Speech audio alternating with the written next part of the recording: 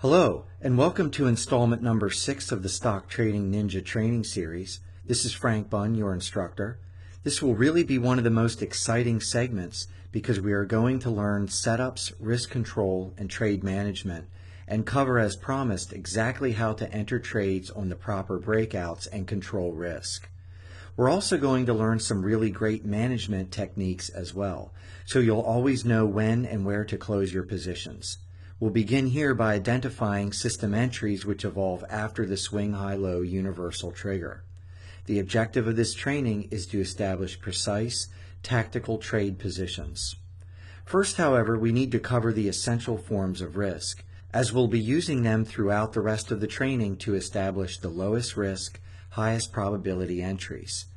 The first is setup risk. This is the initial assumption of risk in terms of points or percentages, or the distance between the entry and the initial stop or exit price. The next is intrinsic risk. This is setup pattern or technical characteristics which result in either more or less technical risk or confirmation in the form of support or resistance.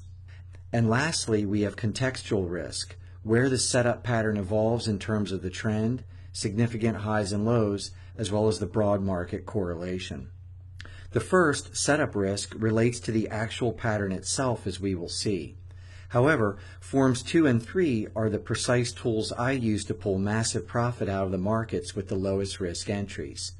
Because understanding intrinsic and contextual risk allows me to intuitively spot the setups where a stop out is practically impossible prior to some type of profitable follow-through in my direction. More on this in a minute, but I want you to really be clear about the different types of risk. Understanding them and learning how to exploit them will take your trading game to a whole new level. In my one-on-one coaching classes, major emphasis is placed on mastering intrinsic and contextual risk. It is just that important. Let's consider some aspects of risk as it relates to our old friend randomness. Outcomes to any technical or price action trigger are random, as we know. Recurring patterns are also random. Price action patterns will evolve randomly. The key lies in our objective. We want to exploit randomness to our best benefit. That is, we are going to learn how to intuitively select the lowest risk entries based on our understanding of market dynamics and the fundamental types of risk. But first, we need to learn how to set up these trades. So let's jump right in with the standard breakout entry procedure. Here, for longs, we place a buy stop 2 pennies above the high of the last interval bar in the swing high price action pattern. And for shorts, we place a sell stop 2 pennies or 2 cents below the low of the last interval bar in the swing low price action pattern. We can see how in the simulated chart graphic where the long and short buy stop and sell stop orders are to be placed. What we are doing in essence is using the stop breakout to anticipate the end of the reaction pattern in the trend flow objective and position ourselves at what should be the very beginning of the continuation. How are we doing this? Well, remember, in the case of the long pattern, we have established only a series of lower highs since the universal trigger. The light bulb should have popped on. Let's consider the inverse short setup. Remember, we can anticipate the end of the reaction period in the trend flow objective by sell stopping the last low in the pattern, because we have a series of uninterrupted lows since the universal trigger swing low pattern evolved. This is really a powerful tactic, and one that allowed me to properly and systematically place my entries at the most probable tactical positions. Let's see how this works. Here's an actual chart pattern in the stock of Boeing using the daily interval and the 6 and 18 exponential moving average system, which evolved a swing high pattern at the point designated. Next, we see a green bar which denotes the swing high logic. We'll cover the E-signal scripts which produce these colored bars later in the course. Then we see an interval A evolve. So what do we have here? We have a swing high evolution which establishes the impulse in the trend flow objective, followed by a 1-bar pullback and an inside interval at point A, which is one of our precise continuation patterns we learned about in the last segment. Now we want to place a buy stop 2 pennies over the high of interval A. in anticipation of a continuation of the trend in the direction of the original impulse, which in this case is up. So we're learning to use our knowledge of the continuation patterns to place appropriate buy and sell stop orders to catch the market moving in our direction. That is why trading the breakout is the standard setup entry procedure for this strategy. Well, what if it doesn't trigger? Well, we either move the stop as the pattern continues to evolve, or we cancel it because the pattern has devolved, or the trend has reversed, or we have lost the indicator signal which triggered the swing high-low pattern. Here's another example, this time a short setup in Amazon common stock.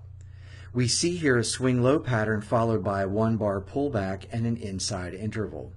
We should begin by initially placing a sell stop at the low of the red candle, pursuant to the rules. If this isn't filled, and if the criteria for the trade still exists, meaning the trend hasn't changed, we don't have more than 2 higher highs, and the technical analysis trigger is still valid, we simply move the sell stop up to the next higher low. We do this until triggered. This is how a professional screen trader stops into the market. The trader allows the market to put him or her into the trade when prices are moving and breaking out in the same direction the trader wishes to go. Okay, so here the sell stop at the low of point A is triggered, and the pattern evolved was a pullback inside interval continuation pattern. Let's talk about this notion of walking trigger prices, because stomping into the market is how we are going to be certain to catch the breakout at the right time. First, we establish the setup according to the procedure. Then, move the buy or sell stops down for longs or up for shorts until a trade entry either triggers or becomes invalid. And remember, invalid patterns are either an adverse technical analysis signal or an excessive reaction, which is greater than 2 bars. What we want to do here is get consistent and eliminate error by only walking the trigger if we're still certain the most probable outcome is a continuation in the trend flow objective. Let's learn about establishing initial risk. We have 2 objectives here. 1, to properly assume and manage risk because we can't control it. And 2, to facilitate proper trade management strategies using risk, so we can consistently keep our losses small and allow ourselves to capture randomly huge winners. What we want to consider at this juncture is a risk-based game to take advantage of the trend. This will all be clear by the end of this video after we see how to properly analyze setup risk. Here is the Ninja risk analysis procedure. A maximum risk stop is placed 2 pennies below for a long or above for a short the trigger bar. Calculate the height of the trigger bar in points or pennies, adding 4 pennies for entry, exits, and stops. This is the maximum risk. The number in step 2 is referred to as R. Calculate the R as a percentage of the closing trigger bar price by using the following equation. We divide R by the entry price. The quotient derived in step 3 is the percent risk for the trade. We want to remember that our maximum risk stop is always the higher low of the continuation pattern, but patterns that end in an inside interval will not have a stop below or above that inside bar, but rather a maximum risk buy or sell stop 2 pennies over the high or low of the pattern, which is usually the interval which precedes the inside bar. That said, the setup risk analysis gives us everything we need to know in order to size the position and manage the trade. Some examples will help. Take this long setup in Boeing. First, notice the swing high followed by an inside interval and a 2-bar pullback. See how these patterns recur all the time? So walking down the buy stop according to the procedure you learned results in a fill on the breakout over interval A. Anticipating this prior to the entry, we would assume that once filled, the maximum risk stop would go 2 pennies below point B, making area C the initial risk amount, including 4 pennies or so for the stop slippage. Here's a short example in United Technologies. Here we see a swing low pattern by the evolution of the red bar in this system. It is a 1-bar pullback, so we establish a sell stop 2 pennies below point A, which triggers, and which allows us to anticipate a maximum risk stop 2 pennies over point B prior to even entering the order or being filled. So we can know exactly how much risk we are going to take before even considering entry. This is the power of breakout trading. Hence, area C plus 4 pennies gives us our initial risk amount. Let's look at setup risk and how we can reduce our maximum risk overall with tiny trigger bars. This is more or less obvious, but the market will randomly hand you low setup risk entries in the form of small trigger bars. And this is the first step toward intuitively selecting the lowest risk entries. Next, as we learn in coming segments about how to reduce intrinsic risk, we'll see that low setup risk plus low intrinsic risk creates the highest probability entries and will help us achieve our goal of winning 9 out of 10 trades. Now that we understand the specific setup entries and basic risk control, as well as what we can expect next in the training, let's consider the different types of trade management. First, there is technical-based analysis and targeting, which is tantamount to tape reading, and beyond the scope of this training series. But we also have risk-based targeting, which derives from our initial trade risk. The first is intuitive, the second is mechanical. I'm going to thoroughly detail the risk-based trading management in this segment. Remember that because we anticipate the breakout with the proper buy or sell stop, we can also foresee the exact amount of risk the trade will offer if triggered. So we can not only decide if we want to take the trade with such risk, but also we can predetermine our management tactic. You should be seeing the power of the system at this point. The trader is controlling all of the variables which he or she can control and letting randomness and random outcomes do their own thing. Remember, you don't have to know what will happen next in order to make money. We'll begin with the R game so we can learn how to create and use risk-based games. First, you simply calculate your risk accurately in points according to the procedure we just learned. Then you have what we call an R, or 1R. And we add multiples of R to the entry stop price to arrive at multiple R targets, as specified here, up to 5 times R targets and beyond if you wish. To be honest, the R game was really how I made most of my money trading, because it allowed me to take only 1 R in risk, which I could predetermine, but permit the market to go 4 or 5 and in some cases even 10 times R before I took profit. If you think about it, you only have to win half your trades if your profits are 3R or greater. Just do the math. But you're going to do better than that. You're going to learn how to win 9 out of 10 trades. So what we want to do is draw a horizontal price marker on our charts at the R targets. On an actual chart, it looks like this. This is the Boeing long trade we set up earlier. Here we see the R game in all of its glory. We have our 1R risk of 35 cents, which should include slippage, and the R targets are established. The cool thing is that we can do all this work ahead of time because the universal trigger and continuation patterns allow us to predetermine risk. This is the awesome power of the system. Now that we understand how to play the R game, I'm going to give you 3 management models you can use to know exactly when to sell, or cover your short if you're going in that direction. The first is the standard model. We establish a target window between the 2R and 3R targets. Following entry, maintain the initial maximum risk stop at the high or low of the trigger bar. When the trade price has surpassed the 1R target, move the exit stop from the original maximum risk level to break even.